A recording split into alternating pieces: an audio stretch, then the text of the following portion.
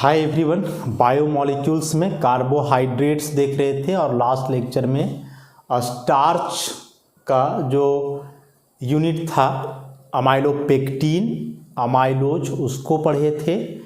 और उसके बाद फिर उसमें हम लोग सेलुलोज स्टार्ट किए थे और सेलुलोज के बारे में कुछ प्रॉपर्टी देखे थे कि सेलुलोज अर्थ पे पाए जाने वाला सबसे ज़्यादा मात्रा का ऑर्गेनिक कंपाउंड है, most abundant organic compound on the earth.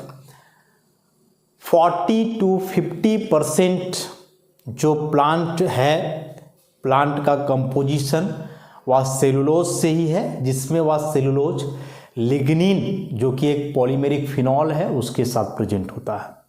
Cotton जो है, रुई वगैरह, वह प्योर सेलुलोज ही होता है। और फिर सेलुलोज कंपोज्ड है ग्लूकोज से, और वह भी कैसा ग्लूकोज, तो बीटा डी ग्लूकोज से। इतना बात जो है हम लोग ऑलरेडी पिछला लेक्चर में देख चुके हैं। अब उसके आगे हम लोग बढ़ते हैं। बोल रहा है कि जो सेलुलोज है, सेलुलोज वह नॉन रिड्यूसिंग है। नॉन रिड्यूसिंग है, इसका मतलब हुआ कि यह टॉलेंस रिएजेंट को रिड्यूस नहीं करेगा, फेलिंग को रिड्यूस नहीं करेगा, बेनेडिक्ट को भी नहीं करेगा, साथ ही साथ ओसाजोन वगैरह भी नहीं बनाता है, कुछ नहीं। और हम बताए कि नॉन रिड्यूसिंग होने का मतलब होता है कि anomeric carbon is involved in glycosidic linkage. अच्छा, नॉन रिड्यूसिंग होने का मतलब होता है कि एनोमेरिक कार्बन जुड़ा हुआ है ग्लाइकोसिडिक लिंकेज से।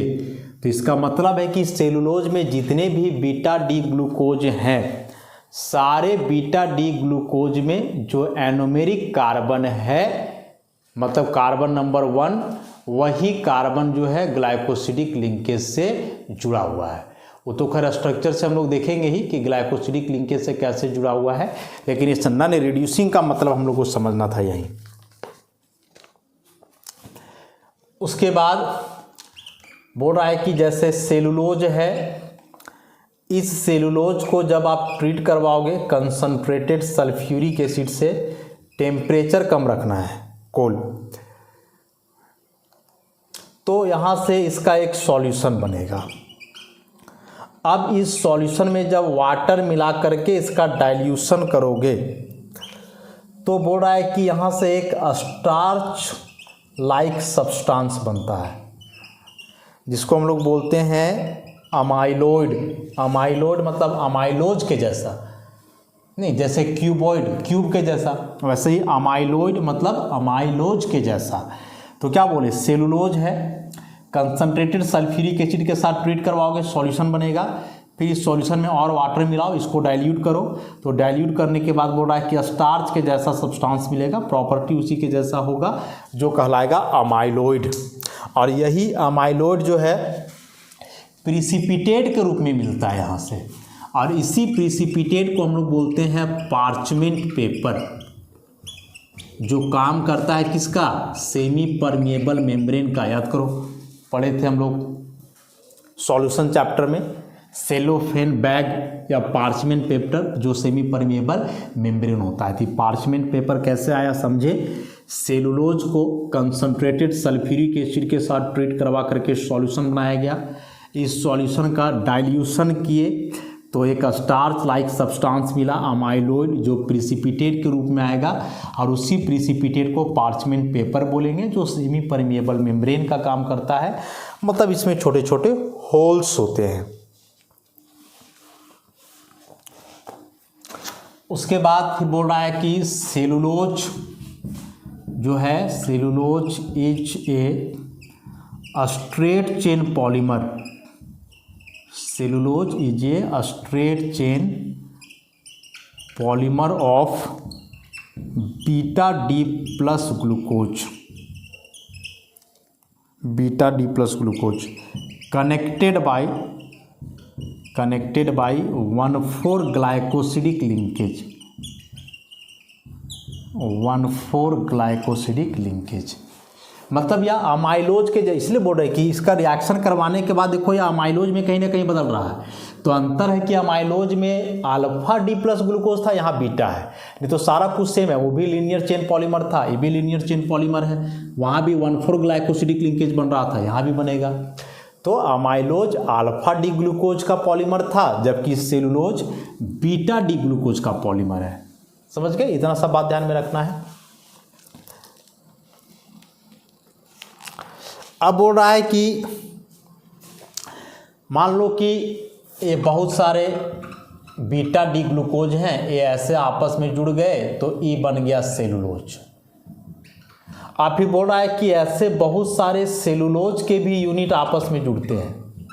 देखो ये सब सेलुलोज हुआ ऐसे, तो ये सभी सेलुलोज भी आपस में जुड़ जाते हैं इस तरह से क्रॉस लिंकिंग से। और जब बहुत सारे सेलुलोज यूनिट आपस में ऐसे जुड़ जाते हैं तो जुड़ने के बाद यहाँ जो ऐसे जुड़ रहे हैं वह हाइड्रोजन बॉन्ड से जुड़ते हैं ऐसा, और जुड़ करके जो है एक फाइबर टाइप का स्ट्रक्चर बनाते हैं जिसको हम लोग बोलते हैं फिब्रिल्स ऐसा।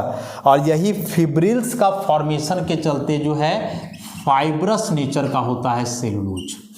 फाइब्रस नेचर का मतलब कि यही हुआ फिब्रिल्स का फॉर्मेशन, फिब्रिल से ही आया है फाइब्रस। फाइबर होता है ना, जैसे प्रोटीन कार्बोहाइड्रेट है वैसे ही फाइबर होता है। तो जो फाइब्रस नेचर का है सेलुलोज पूरा फैला हुआ, उसका कारण है कि उसमें बहुत सारे सेलुलोज के यूनिट आपस में हाइड्रोजन बॉन्ड से जुड़े रहते हैं, और एक सेलुलोज यूनिट में बहुत सारा बीटा डी ग्लूकोज जुड़ा होता है थ्रू 1,4 ग्लाइकोसिडिक लिंकेज। तो अब हम लोग सेलुलोज का स्ट्रक्चर की ओर बढ़ेंगे। चूँकि सेलुलोज के बारे में बार बार बताया जा रहा है कि अर्थ पे पाए जाने वाला सबसे अधिक मात्रा का ऑर्गेनिक कंपाउंड है, और हम लोग बहुत ज़्यादा ही फैमिलियर है सेलुलोज से। अरे लकड़ी फर्नीचर का यूज तो हर जगह है, और क्या बताए कि लकड़ी जो है मेन जो उसका सॉलिड मटेरियल है, स्टीम तना, वह सेलुलोज ही है एक प्रकार से। कॉटन है, बताओ अब बिना कॉटन का कोई मेडिकल में काम हो सकता है क्या? हर सर्जरी में बहुत सारा कॉटन का इस्तेमाल होता है। तो ये सब सेलुलोज है, हर जगह इससे फैमिलियर हो रहे हैं हम लोग। तो चलो स्ट्रक्चर की बात करते हैं हम लोग सबसे पहले। तो बीटा डी प्लस ग्लूकोज से बना है। तो बीटा डी ग्लूकोज से बना है तो कैसे बनेगा भाई इसका लिंकेज? तो कुछ इस प्रकार से होना चाहिए। बीटा है मतलब OH ऊपर रहेगा, H OH फिर OH H H OH और ये हो गया CH2OH H। This is beta D plus glucose. तो ऐसे तो बहुत सारे यूनिट रहेंगे ना, ऐसे तो बहुत सारे यूनिट रहेंगे। तो एक दो और हम लोग बना लेते हैं। फिर यहाँ भी OH H H OH फिर OH H फिर H OH, यहाँ भी CH2OH और H। वैसे एक और बनाओ,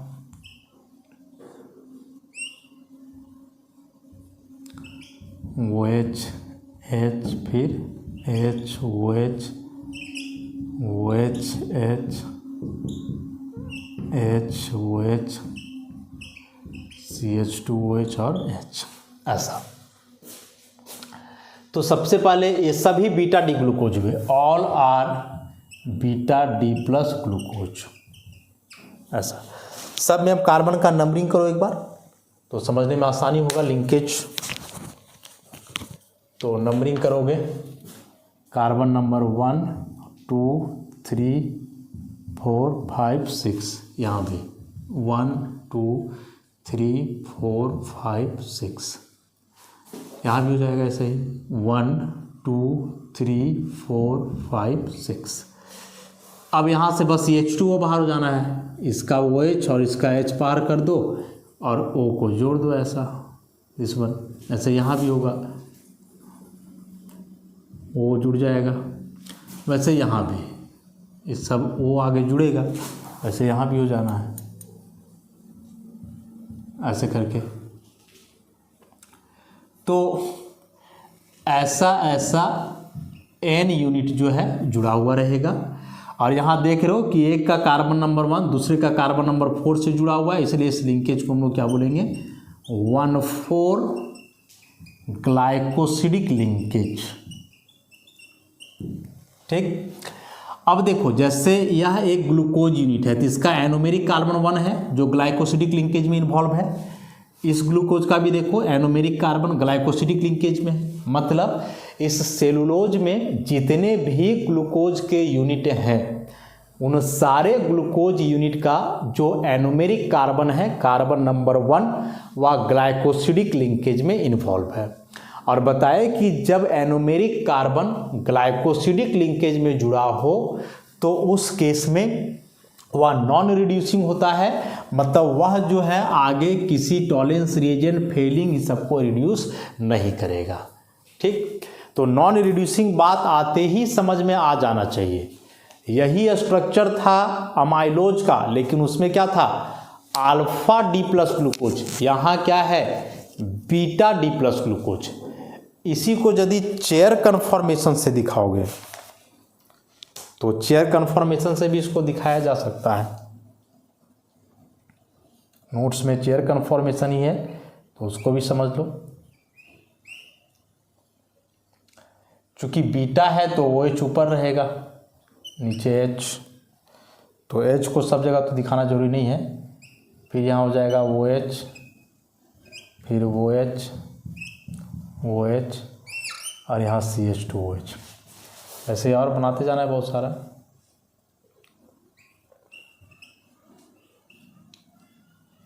OH, फिर यहाँ OH, इधर OH,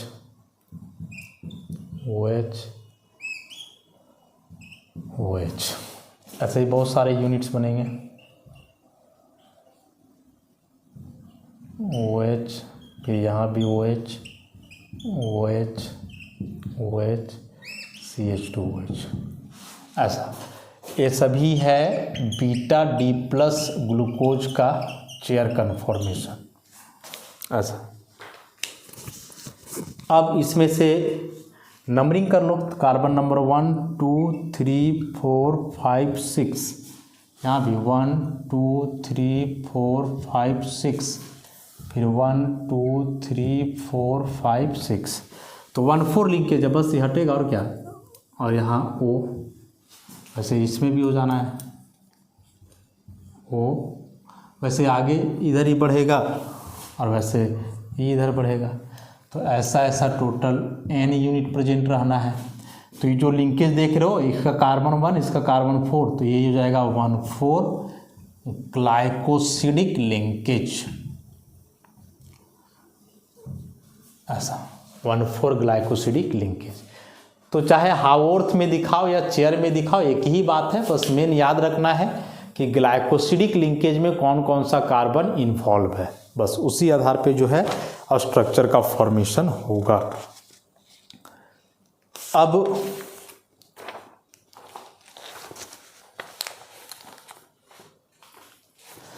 बोल रहा है कि ह्यूमंस माने हम मनुष्य और कई जानवर एनिमल्स ऐसे होते हैं जो सेलुलोज को डायरेक्टली डाइजेस्ट नहीं कर सकते हैं। अब जैसे कुछ कुछ जानवर होते हैं कि उसको मान के चलो कोई पत्ता वगैरह खाने दे रहे हो किसी पेड़ पौधा का, तो पत्ता ही नहीं, उसके साथ तो उसका ब्रांच वाला थोड़ा सा पार्ट रहता ही है जो सेलुलोज है, तो उसको भी चबा जाता है और वह जो सेलुलोज है उसके बॉडी में डाइजेस्ट कर जाता है। लेकिन सब जानवर के साथ ऐसा हाल नहीं है। तुम बकरी है या और कोई वैसा छोटा छोटा जानवर है, उस सबको दो तो सब चुन चुन करके पत्ता ही खाती है। लेकिन वही कोई बड़ा जानवर है या तुम हाथी वगैरह को ले लो, पूरा का पूरा जो है वो सब केला हो या उसका पौधा हो जो भी हो पूरा निकल जाता है सब। तो कुछ कुछ जानवर के पेट में जो है सेलुलोज डाइजेस्ट करता है, बहुतों का नहीं भी करता है और हम मनुष्यों में से किसी के पेट में सेलुलोज डाइजेस्ट नहीं करता है। करता तो हम लोग भी जो है पेड़ पौधा पत्ता चबाना शुरू कर देते, लेकिन ऐसा नहीं होता है।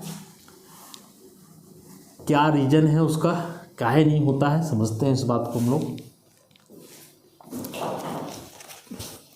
तो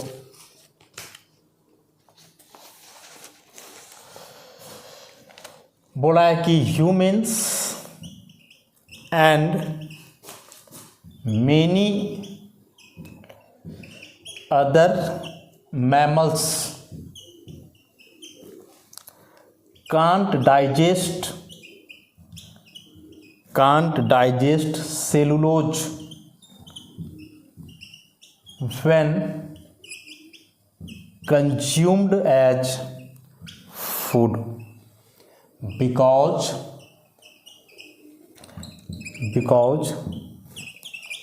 they do not possess necessary enzyme cellulase to convert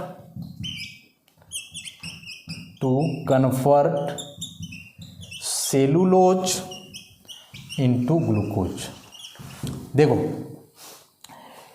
carbohydrate कोई भी हम लोग लेते हैं तो मेन ग्लूकोज का काम है। वहाँ आप स्टार्च ले रहे हो, माल्टोज ले रहे हो, लैक्टोज ले रहे हो, ग्लूकोज का काम है। अब बात है कि ग्लूकोज वहाँ ओरिजिनल फॉर्म में रहे तब तो। अब यदि वह मतलब सुक्रोज के फॉर्म में है, माल्टोज के फॉर्म में है, तब तो वह डाइसेक्राइड है। स्टार्च के फॉर्म में है तो पॉलीसेक्राइड है।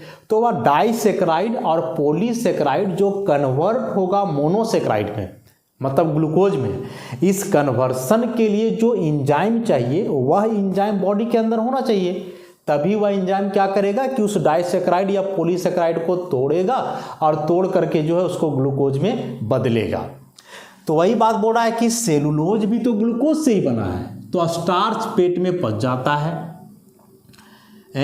सेलुलोज नहीं पचता है, क्योंकि स्टार्च को ग्लूकोज में कन्वर्ट करने के लिए जो एंजाइम चाहिए डाइजेस्टेस वगैरह, वह हम लोग का बॉडी में है या फूड मटेरियल से मिल जाता है। लेकिन सेलुलोज को ग्लूकोज में बदलने के लिए जो एंजाइम चाहिए सेल्यूलेज, सेलुलोज के लिए एंजाइम है सेल्यूलेज, जैसे माल्टोज के लिए माल्टेज था। तो यह जो सेल्यूलेज एंजाइम है यह हम लोग के बॉडी में नहीं पाया जाता है। तो जब यह नहीं पाया जाएगा तो जब आप सेलुलोज लोगे, मतलब लोगे C6H10O5 का होल N, ठीक, इसका हाइड्रोलाइसिस हो रहा है। तो इसके लिए यहाँ एंजाइम चाहिए सेल्यूलेज, ऐसा, जो इसको आसानी से बदल सके ग्लूकोज में, इस प्रकार से। अरे तो ई तो होना जरूरी है, बिना कैटलिस्ट का रिएक्शन कैसे आगे बढ़ेगा। या इसके जगह डाइल्यूट मिनरल एसिड लोगे तो मिनरल एसिड आप सल्फ्यूरिक एसिड पी नहीं ना जाएगा कोई, ऐसा। तो इस केस में तो मुश्किल हो जाएगा, क्योंकि सेलुलोज को ग्लूकोज में जो बदल रहा है एंजाइम सेल्यूलेज, यही एंजाइम हम लोग के बॉडी में नहीं होता, इसीलिए सेलुलोज हम लोग पचा नहीं सकते हैं। यदि यह एंजाइम कहीं से मिल जाए तो फिर सेलुलोज भी पचेगा बॉडी के अंदर, फिर हम लोग कॉटन खाना शुरू कर देंगे, है, पेड़ पौधा का जो होता है डाली वगैरह वो सब चबाना शुरू कर देंगे, पच जाएगा वो सब भी, जैसे कुछ कुछ जानवर का पचता है। अब बोल रहा है कुछ कुछ स्पेसिफिक एनिमल्स जो होते हैं, ruminant mammals like cattle, sheep and horses possess a kind of bacterium in their stomach, जिसको हम लोग बोलते हैं र्यूमेन, that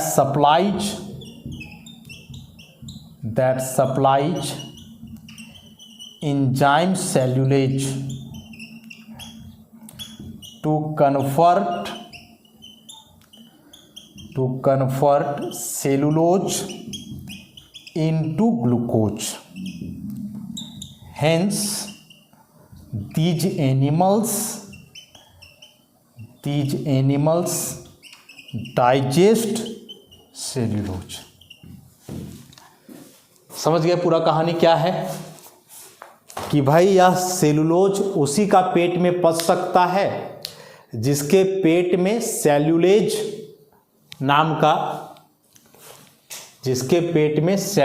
नाम का एंजाइम हो।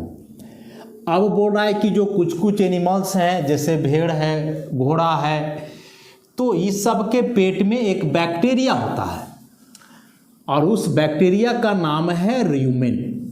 और यह बैक्टीरिया क्या करता है कि सेल्यूलेज एंजाइम को सप्लाई करता है, मतलब उसके पेट में इस सेल्यूलेज एंजाइम का सप्लायर है। अब यही बैक्टीरिया हम लोग के पेट में रहे तो हम लोग के पेट को भी सेल्यूलेज मिल जाएगा, तो हम लोग भी सेल्यूलोज को चबाएंगे, फिर हम लोग का भी जो है पच जाएगा, डाइजेस्ट कर जाएगा।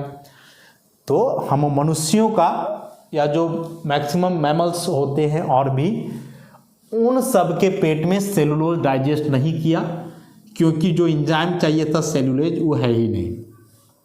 लेकिन कुछ स्पेसिफिक एनिमल्स हैं जिनके पेट में सेलुलोज डाइजेस्ट करता है क्योंकि उनके पेट में एक स्पेशल बैक्टीरिया है र्यूमेन जो सप्लाई करता है सेलुलोज। तो यही सब पॉइंट देखो बहुत इंपॉर्टेंट है, यही सब चीज़ को अंडरलाइन करके रखना है कि वह बैक्टीरिया का नाम बताओ जो सेलुलोज सप्लाई करता है, तो र्यूमेन हुआ। फिर बोलेगा कि सेलुलोज का हाइड्रोलाइसिस के लिए या डिकम्पोजिशन के लिए कौन सा एंजाइम चाहिए। तो कई तरीके से जो है क्वेश्चन पूछे जा सकते हैं। तो यही सब पॉइंट को जो है नोट आउट करके रखना है हम लोग को।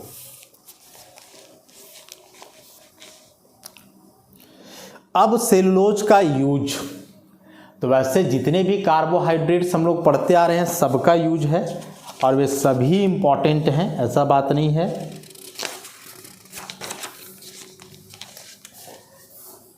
तो सेलुलोज का जो कुछ स्पेसिफिक यूज है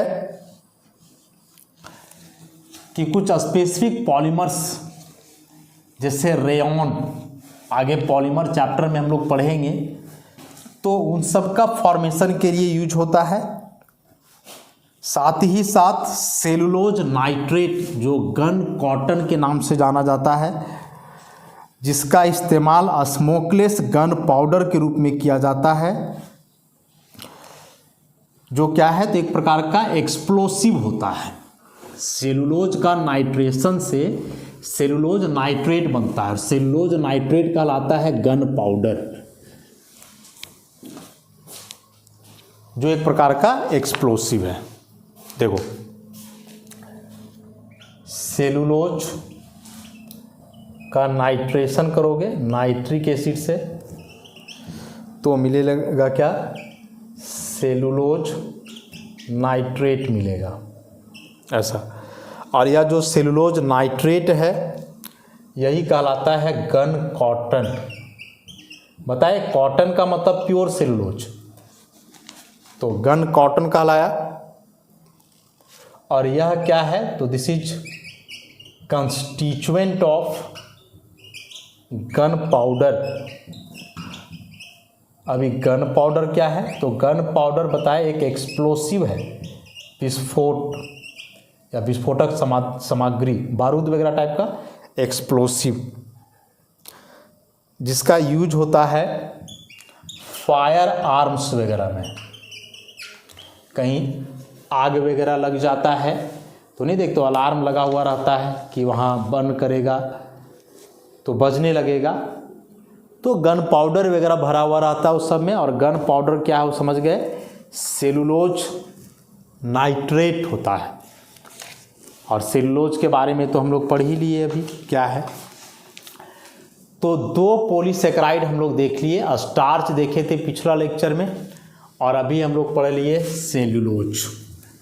अब एक लास्ट इसमें है ग्लाइकोजेन, जो बहुत कॉमन नहीं है, कॉमन यही दोनों थे, स्टार्च और सेल्यूलोज। तो अब एक इसमें आता है ग्लाइकोजेन। ग्लाइकोजेन थोड़ा सा देख लेते हैं, छोटा सा पोर्शन है। कहाँ रहता है तो found in the muscles and liver of animals. Animals के मसल्स और लीवर में रहता है ग्लाइकोजेन। बोल रहा है कि यह एक स्टोरेज कार्बोहाइड्रेट है जो सप्लाई करता है and supplies the body with glucose during periods of exertion and fasting. जब लोग फास्ट करते हैं, 1-2 दिन तक खाना नहीं खाते हैं, तो कहाँ से एनर्जी मिलता है बॉडी को? तो बोल रहा है कि बॉडी का मसल्स या लीवर में जो ग्लाइकोजेन है वही कार्बोहाइड्रेट स्टोर करके रखता है। और कार्बोहाइड्रेट मतलब ग्लूकोज स्टोर करके रखा है, ग्लूकोज का ही तो पॉलीमर है ग्लाइकोजेन। तो जब लोग फास्टिंग वगैरह करते हैं उस समय यह फूड सप्लायर का काम करता है, बॉडी को जो है ग्लूकोज देता है, लेकिन बहुत ज़्यादा स्टोर करके नहीं रखता है, इसलिए बहुत ज़्यादा देर तक आप फास्ट करके नहीं रह सकते हो।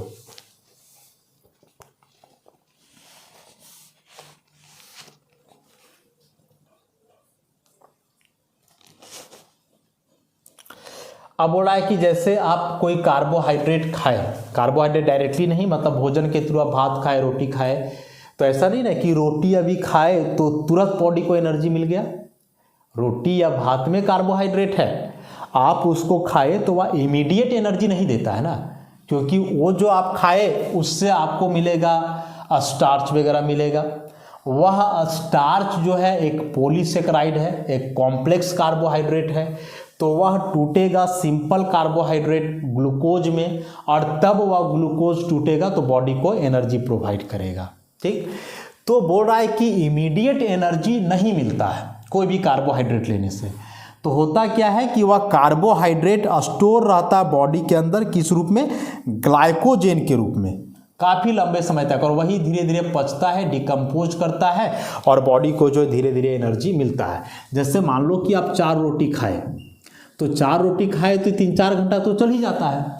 तो ये जो रोटी खाए और इससे जो कार्बोहाइड्रेट वगैरह मिला स्टार्च, यह बॉडी के अंदर जाकर के स्टोर हो गया in the form of glycogen, और यही ग्लाइकोजेन धीरे धीरे कन्वर्ट होगा, हाइड्रोलाइज होगा, बदलेगा किसमें? ग्लूकोज में, और समय समय तक धीरे धीरे बॉडी को जो है एनर्जी मिलेगा। अब बोल रहा है कि glycogen is the animal counter part of starch present in plants, and hence glycogens may also called as animal starch। क्या बोल रहा है, समझोगे इस पॉइंट को? पीछे हम लोग देखें कि प्लांट में जो कार्बोहाइड्रेट मटेरियल होता है स्टार्च है या सेलुलोज है। तो बोल रहा है कि उस प्लांट में स्टार्च तो है ही, और वह स्टार्च वहाँ बताए थे कि फूड सोर्स का काम करता है, जो सीड्स में स्टोर रहता है, बीज में, वही धीरे धीरे एनर्जी देता है उस पौधा को। तो जैसे स्टार्च वहाँ कार्बोहाइड्रेट का स्टोरेज था, पेड़ पौधे में स्टार्च जो है कार्बोहाइड्रेट का स्टोरेज है, मतलब एनर्जी स्टोरेज है। उसी प्रकार से एनिमल्स में जो कार्बोहाइड्रेट का स्टोरेज है वह क्या है? ग्लाइकोजेन है। तो जैसे पेड़ पौधा के लिए स्टार्च हुआ, वैसे एनिमल के लिए ग्लाइकोजेन हुआ। इसलिए बोल रहा है कि ग्लाइकोजेन को एनिमल स्टार्च बोलते हैं, मतलब एनिमल्स में जो कार्बोहाइड्रेट का स्टोरेज है वह ग्लाइकोजेन। तो पेड़ पौधा में जो कार्बोहाइड्रेट का स्टोरेज था वह स्टार्च के रूप में था, यहाँ ग्लाइकोजेन के रूप में है, तो दोनों तो ओवरऑल जो है कार्बोहाइड्रेट का स्टोरेज ही हुआ। इसलिए जो बोल रहा है कि ग्लाइकोजेन को हम लोग एनिमल स्टार्च के नाम से भी जानते हैं। अब बोल रहा है कि ग्लाइकोजेन एक ब्रांच्ड चेन पॉलीमर है। ग्लाइकोजेन एक ब्रांच्ड चेन पॉलीमर है, किसका? अल्फा डी ग्लूकोज का। इसीलिए इसका स्ट्रक्चर जो है बहुत सिमिलर होता है अमाइलोपेक्टिन के जैसा। अमाइलोपेक्टिन में भी ऐसा ही था ना, अल्फा डी ग्लूकोज था किस फॉर्म में, ब्रांच्ड चेन फॉर्म में, तो वैसे ही ब्रांच्ड चेन स्ट्रक्चर होता है ग्लाइकोजेन का भी, इसीलिए बोल रहा है कि इसका स्ट्रक्चर किसके जैसा मिलता है, अमाइलोपेक्टिन के जैसा मिलता है। तो इसके स्ट्रक्चर को आप बना सकते हो आसानी से, जैसे मान लो कि इस तरह से ये सभी हेक्सागोनल रिंग जो हैं ग्लूकोज हैं, अल्फा डी ग्लूकोज, ऐसे बहुत सारा जोड़ दो।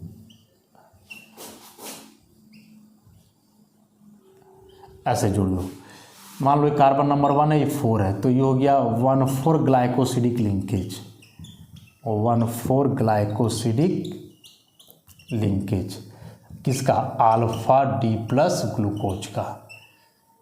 सही वही है जो हेक्सागोन बनाया जा रहा है हार्वर्ड प्रोजेक्शन का है, समझ लो सब क्या है, अल्फा डी ग्लूकोज। इसमें से एक का कार्बन 1 और दूसरे का कार्बन 4 आपस में ग्लाइकोसिडिक लिंकेज बनाएगा। उसके बाद फिर अब यहाँ से ब्रांच आएगा, तो ब्रांच कार्बन नंबर 6 से होता था, हम लोग देखे थे, ऐसे करके, ऐसे करके जुड़ते जाएगा सब ऐसा।